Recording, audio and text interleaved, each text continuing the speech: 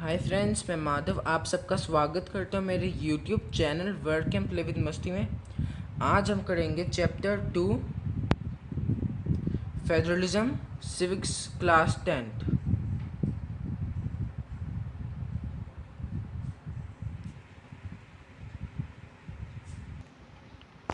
आज हम इस चैप्टर का ओवरव्यू करते हैं। इसमें बस ये बता रखा है कि इस चैप्टर में मतलब जो फेडरलिज्म हमारा चैप्टर है उसमें vertical division of power sharing की बात करेंगे पूरे चैप्टर में।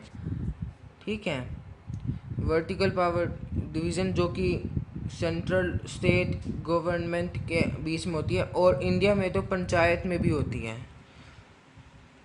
सबसे पहले इस चैप्टर में हम बात करेंगे, ठीक है, सबसे पहले करेंगे डिस्क्राइबिंग फेडरलिज्म के बारे में।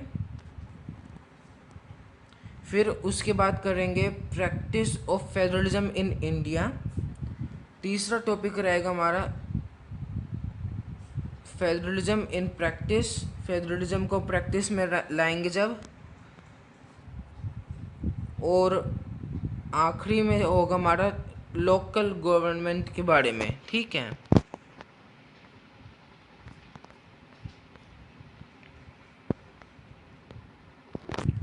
ये हमारा पार्ट 1 है। कुछ पार्ट्स बनाएंगे हम इस चैप्टर के।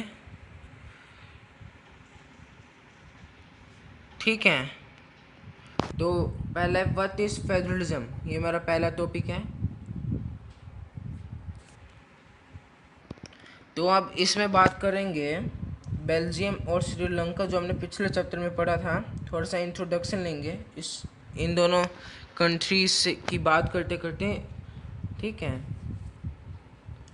ये बता देंगे कि सेंट्रल गवर्नमेंट जो थी बेल्जियम में सबसे पहले वो पावर देती थी रीजनल गवर्नमेंट्स को, मतलब जो सेंट्रल गवर्नमेंट थी, रीजनल गवर्नमेंट्स मतलब जो स्टेट गवर्नमेंट्स थी उसे अपनी पावर्स देती थी।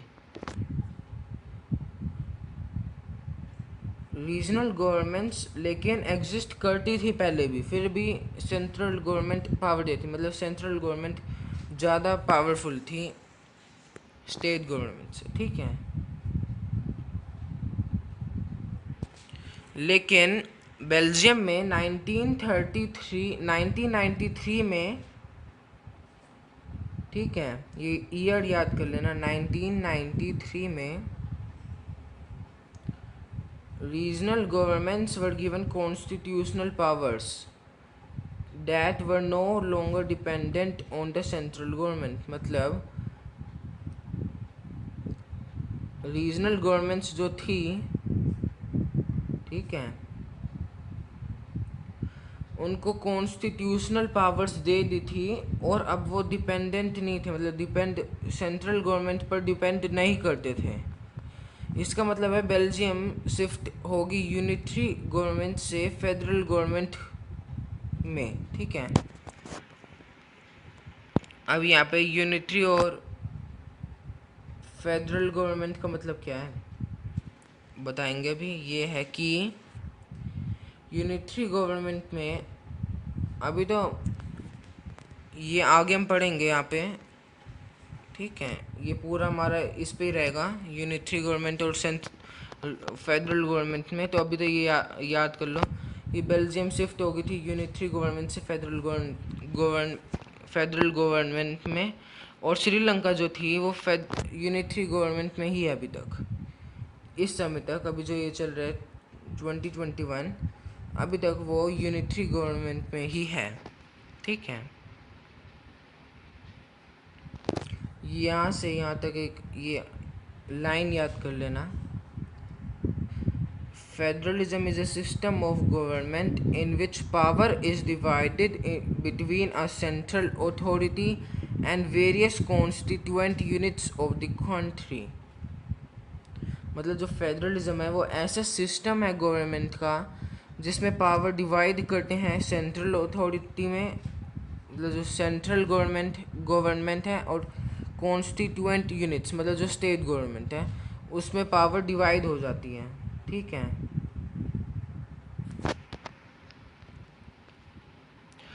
ज़्यादातर तो फेडरलिज्म में दो लेवल्स होते हैं, सेंट्रल और स्टेट, लेकिन जैसे इंडिया में तीसरा भी है, पंचायत। ठीक है,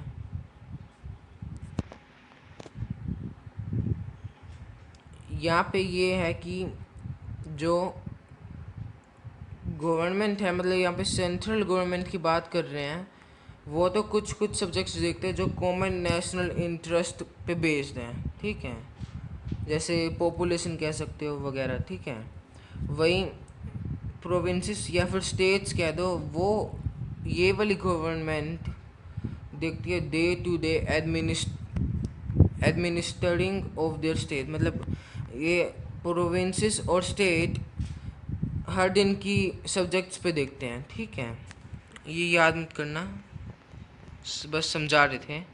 ठीक है, याद यहाँ से सिर्फ यही करना, ये लाइन बस।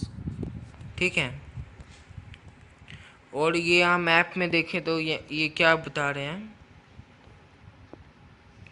यहाँ लिखा है रेड कलर का जो पार्ट है, जैसे Russia, India, Australia, South Africa, Nigeria, ऐसे ब्राज़ील, ये बहुत सारे, यूएसए, कनाडा, बेल्जियम, ये सारे फेडरल पॉलिटिकल सिस्टम्स पे बेस्ड है। फेडरल, इंडिया के साथ फेडरल। ठीक है,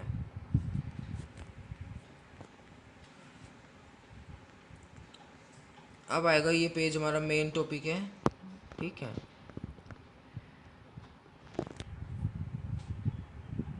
तो यहाँ पे हम बात करेंगे सबसे पहले यूनिटरी सिस्टम के बारे में, कि वहाँ पे सिर्फ एक लेवल का गवर्नमेंट होता है, या फिर अगर अगर ज़्यादा गवर्नमेंट, वो स्टेट गवर्नमेंट अगर हो भी गई, वैसे तो सेंट्रल गवर्नमेंट होती है सिर्फ, लेकिन अगर स्टेट गवर्नमेंट हो भी गई तो वो भी सबऑर्डिनेट होती है सेंट्रल गवर्नमेंट में। मतलब वो स्टेट गवर्नमेंट वहाँ पे डिपेंडेंट होती है सेंट्रल गवर्नमेंट पे। ठीक है,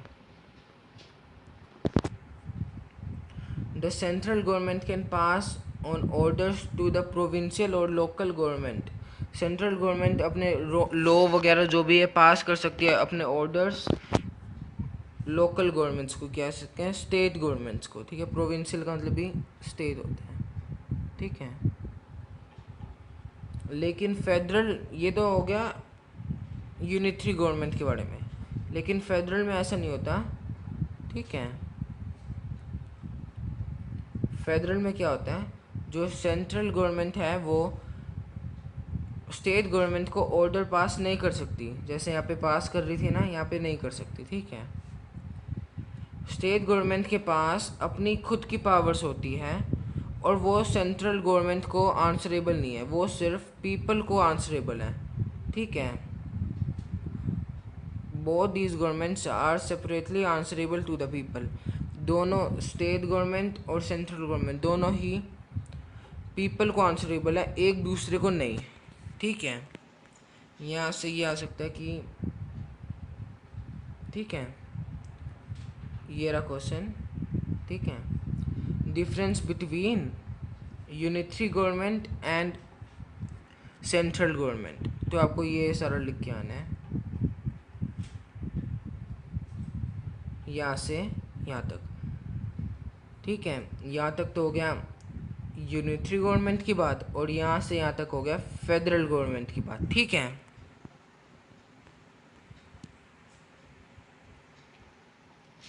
अब ये कुछ पॉइंट्स हैं, फीचर्स ऑफ फेडरलिज्म। आगे ये 4, 5, 6, टोटल 7 है। ये रहा, ये 7 के 7 पॉइंट्स इंपॉर्टेंट हैं, इसे जैसे जैसे याद करना पड़ेगा, समझा देंगे अभी तो और ईजी हो जाएगा। ठीक है, सबसे पहला है, देयर आर 2 और मोर लेवल्स, या फिर कह सकते हैं tyres of the government. Levels को यहाँ टायर्स भी कह देते हैं। यहाँ 2 या उससे ज़्यादा लेवल्स ऑफ गवर्नमेंट होते हैं, जैसे ज़्यादातर तो 2 होते हैं, लेकिन जैसे इंडिया या और किसी 1-2 कंट्रीज़ और जिन्होंने कॉपी की इंडिया की, उनके पास 3 है, क्योंकि इंडिया पहली ऐसी कंट्री है जिनके पास 3 लेवल्स ऑफ गवर्नमेंट है। ठीक है, अगला है second, different tiers of government govern the same citizens but each tier has its own jurisdiction in specific matters of legislation, taxation and administration. Different tiers of government मतलब different levels of government govern करते हैं same citizens को, मतलब वैसे तो citizen से country के same है ना, बस यही था। लेकिन हर टायर के पास मतलब लेवल्स के पास अपने अपने ज्यूरिस्डिक्शन अपने अपने होते हैं, मतलब उनके पास अपने अपने स्पेसिफिक मैथड्स हैं जिन पे वो चर्चा कर सकते हैं, अपने अपने सब्जेक्ट्स हैं, जैसे लेगिस्लेशन, टैक्सेशन एंड एडमिनिस्ट्रेशन। ये ज्यूरिस्डिक्शन की मीनिंग याद कर लेना। यहाँ मतलब है कि जिनके पास एक ही चीज़ की हक है, मतलब एक ही चीज़ पे वो बात कर सकते हैं, चर्चा कर सकते हैं, ठीक है। आगे है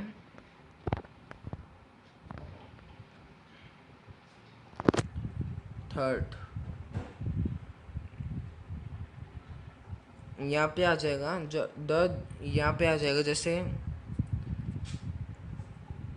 एक गवर्नमेंट है वो कॉन्स्टिट्यूशनली ही गारंटीड है अपने अपनी अथॉरिटी एग्जिस्टेंस की, मतलब एक गवर्नमेंट है जैसे स्टेट या सेंट्रल कह दो, उन सब के पास जो एग्जिस्ट कर सकते हैं वो, और अथॉरिटी जो उनके पास है वो गवर्नमेंट की जो है वो कॉन्स्टिट्यूशनली गारंटीड है, मतलब जो कॉन्स्टिट्यूशन में होता है ना वो ही गारंटीड कर देता है existence and authority of the government, चाहे वो सेंट्रल गवर्नमेंट हो या स्टेट गवर्नमेंट, ठीक है। अगला आ जाएगा the fundamental provisions of the constitution cannot be unilaterally changed by one of the government. Such changes require the consent of the both levels of the government, मतलब जो भी orders या कह सकते हैं यहाँ पे एग्जिस्टेंस और अथॉरिटी हर लेवल को दे रखी है, ऑफ गवर्नमेंट को दे रखी है बाय दी कॉन्स्टिट्यूशन, वो चेंज नहीं कर सकते। मतलब एक सेकंड, जैसे ये स्टेट गवर्नमेंट है, ये सेंट्रल गवर्नमेंट है, इसके पास ये सब्जेक्ट है, ये है, मान लो ये तो सेंट्रल गवर्नमेंट कहेगी कि उनको ये सब्जेक्ट अपने अंडर करना है, और स्टेट गवर्नमेंट ऐसा नहीं चाहती है। तो फिर ये चेंज कब हो सकता है, जब दोनों लेवल्स को इकट्ठे बिठाया जाए और दोनों की सहमति होनी चाहिए कि हाँ ले सकते हो या दे सकते हो, ठीक है। और ये third, fourth and fifth point interconnected हैं, ठीक है। अब यहाँ लिखा है जैसे ये चेंज कर सकते हैं, लेकिन एम्पायर कौन बनेगा, हाईएस्ट कोर्ट जैसे सुप्रीम कोर्ट कह सकते हैं, वो इन दोनों को बिठाएंगे और चर्चा वगैरह करेंगे कि कर सकते हैं कि नहीं, ठीक है। रिस्पेक्टिव पावर्स की एक्सरसाइज दूसरी गवर्नमेंट कर सकती है, जैसे स्टेट गवर्नमेंट सेंट्रल गवर्नमेंट की ले सकती है, सेंट्रल गवर्नमेंट स्टेट गवर्नमेंट की कोई पावर ले सकती है कि नहीं, ऐसे कोर्ट्स बिठाते हैं, ठीक है। ये सिक्स है पैसों के ऊपर, money. Sources of revenue for each level of government are clearly specified to ensure its financial autonomy. यहाँ दे रखा है कि जो भी रेवेन्यू या तो सेंट्रल या स्टेट गवर्नमेंट के लिए कर रखा है, एंश्योर कर रखा है कॉन्स्टिट्यूशन के द्वारा, वो उनको उतनी ही फाइनेंशियल मदद मिलेगी, ठीक है, ज़्यादा या कम नहीं मिलेगी, ठीक है। ये क्लियरली स्पेसिफाइड है, ठीक है। सेवेंथ पॉइंट आ जाएगा, ठीक है। The federal system thus has dual objectives to safeguard and promote unity of the country while at the same time accommodate regional diversity. Dual मतलब ठीक है,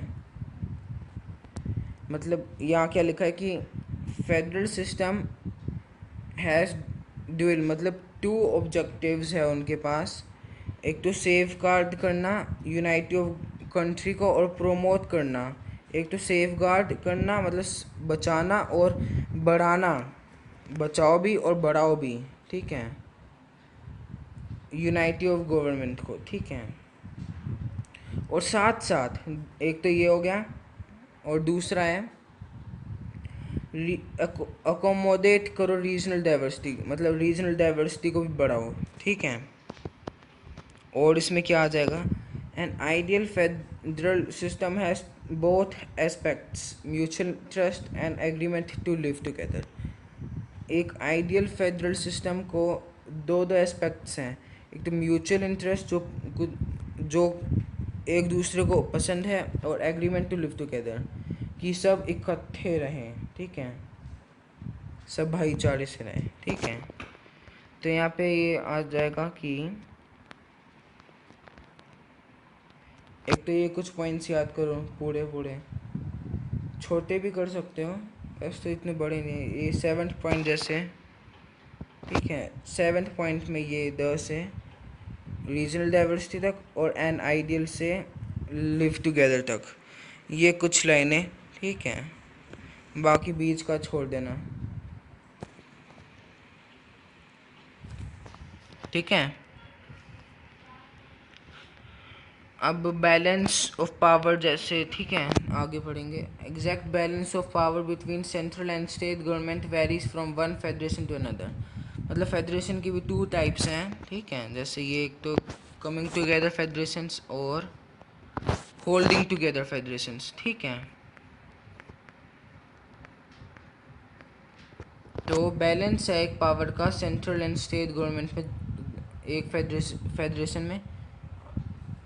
ये बैलेंस कहाँ का डिपेंड करता है, ये बैलेंस ज़्यादातर तो हिस्टोरिकल कॉन्टेक्स्ट पे करता है, जो हिस्ट्री रही है, क्योंकि फेडरलिज्म फॉर्म हुआ है उसकी पे क्या हिस्ट्री रही है उस पे, और भी 2 काइंड्स ऑफ रूट्स हैं, ठीक है, जहाँ पर फेडरेशंस हैव बीन फॉर्म, जहाँ पे ये फेडरेशंस फॉर्म हुई है, ठीक है। एक तो फर्स्ट रूट है इंडिपेंडेंट स्टेट्स एक दूसरे के पास आते हैं, मतलब कमिंग टुगेदर करते हैं, एक कुछ स्टेट्स हैं यहाँ पे, वो, ठीक है, ये सारे स्टेट्स हैं, वो इकट्ठे मिल जाके एक बिगर यूनिट, मतलब एक कंट्री, स्टेट से मिला के एक कंट्री फॉर्म कर देते हैं, ठीक है। इंडिपेंडेंट स्टेट्स एक बिगर यूनिट मतलब एक कंट्री फॉर्म कर देते हैं कि पूलिंग रहे sovereignty and retaining identity, they can increase their security, मतलब वो एक तो ये स्टेट्स फॉर्म करके एक बिगर यूनिट भी फॉर्म कर देते हैं, और एक दूसरे के पास सिक्योरिटी भी हो जाती है कि सब एक दूसरे को प्रोटेक्ट करेंगे, ठीक है। इस फेडरेशन को बोलते हैं कमिंग टुगेदर फेडरेशन। ये एक तो यूएसए, स्विट्ज़रलैंड, ऑस्ट्रेलिया, इन तीनों में ज़्यादातर है, और भी कंट्रीज़ हैं, यहाँ 3 का एग्जांपल दे रखे, ठीक है। In this first category of federation, मतलब इस फेडरेशन वाली कैटेगरी में जो भी स्टेट्स हैं उनके पास इक्वल पावर रहेगी, किसी का भी अलग अलग पावर नहीं रहेगी। And the strong vis-à-vis the federal government, vis-à-vis मतलब ये रहा, ठीक है,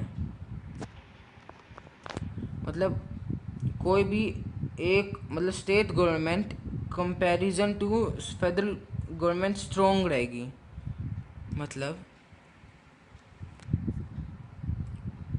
एक स्टेट गवर्नमेंट है वो स्ट्रॉन्ग रहेगी, उसकी पावर स्ट्रॉन्ग रहेगी देन फेडरल गवर्नमेंट में, फेडरल मतलब सेंट्रल गवर्नमेंट कह सकते हैं, ठीक है। यहाँ एक सेकेंड, यहाँ लिखा है यूनियन, फेडरल एंड सेंट्रल, तीनों का मतलब एक ही है, ठीक है।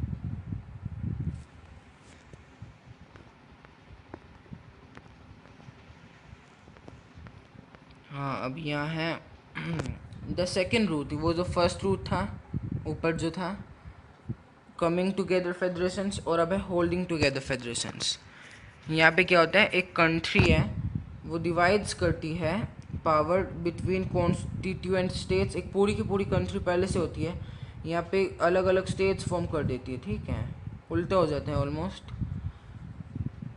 एक वहाँ पे एक स्टेट गवर्नमेंट फॉर्म कर देती है और सेंट्रल नेशनल गवर्नमेंट मतलब सेंट्रल गवर्नमेंट भी फॉर्म कर देती है, ठीक है। ये कहाँ का हुआ है, इंडिया, स्पेन, बेल्जियम। एक तो हम जा रहते हैं इंडिया, और एक स्पेन और बेल्जियम में भी, ठीक है। एक एग्जांपल्स कंट्रीज हैं, मतलब और भी हैं बहुत सारी, जो है होल्डिंग टुगेदर फेडरेशंस को सपोर्ट करती हैं। इस कैटेगरी में क्या होता है, एक तो सेंट्रल गवर्नमेंट मोर पावरफुल होता है in comparison to the states, मतलब जैसे यहाँ पे इस वाले में स्टेट्स गवर्नमेंट ज़्यादा पावरफुल था सेंट्रल गवर्नमेंट से, या उल्टा है, और यहाँ स्टेट गवर्नमेंट सेंट्रल गवर्नमेंट ज़्यादा पावरफुल है स्टेट गवर्नमेंट से, ठीक है। कुछ कुछ कॉन्स्टिट्यूएंट यूनिट्स मतलब जो कि स्टेट्स हैं, उनके पास तो अनइक्वल पावर्स हैं, मतलब कुछ के पास तो स्पेशल पावर्स है और कुछ के पास कम पावर्स हैं, ठीक है। अब ठीक है, तो यहाँ पे क्वेश्चन कैसा आ सकता है, जैसे यहाँ ये आ जाएगा difference between coming together federations and holding together federations, ठीक है। तो यहाँ पे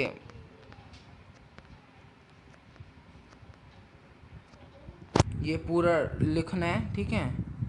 शुरुआत का थोड़ा सा कम कर देना, लेकिन ये यहाँ से तो पूरा लिखना है, ठीक है, ठीक है, द फर्स्ट रूट से, ठीक है। ये हो जाएगा इसका 5 मार्क्स में आराम से हो जाएगा पूरा, मार्क्स के अकॉर्डिंग लिख लेना।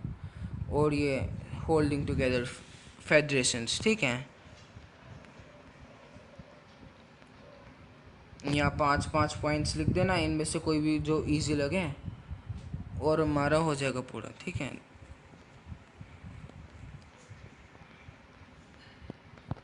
अगला टॉपिक है what makes India a federal country. ये हम अगले पार्ट में करेंगे, पार्ट 2 में, ठीक है। आज का हम ये पार्ट, इस चैप्टर का ये वाला पार्ट हम आज ही ख़त्म करते हैं। अगली वीडियो में हम अगले टॉपिक से शुरू करेंगे। So please like, share and subscribe our channel work and play with मस्ती। Thank you.